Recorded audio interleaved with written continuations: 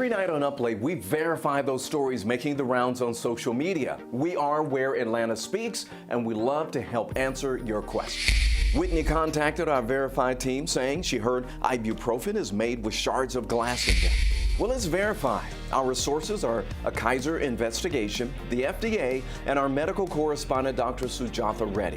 Ibuprofen is a common over-the-counter medication used to ease head and muscle aches. But what's in the pills? The U.S. Food and Drug Administration provides an online list of ingredients that only a seasoned chemist would recognize, but no indication of shards of glass. But what we did find was a 2014 Kaiser Permanente investigation. Two former employees of a South Korean manufacturer filed a whistleblower lawsuit against Gilead Sciences. They claim they discovered glass-like shards and other foreign materials in two prescribed HIV medications, but no mention of ibuprofen. I don't recall there being any recent cases of over-the-counter medications being contaminated with foreign bodies or substances.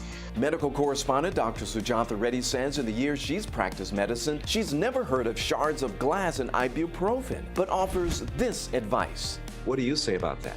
As far as for medications, it's a pretty rare occurrence.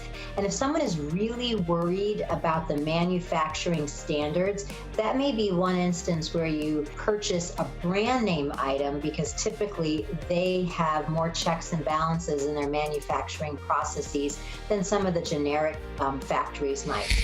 So Whitney, we can verify shards of glass are not commonly found in ingredients of ibuprofen. If you see something floating around on the internet or social media you want verified, shoot our verified team an email at verify@11alive.com.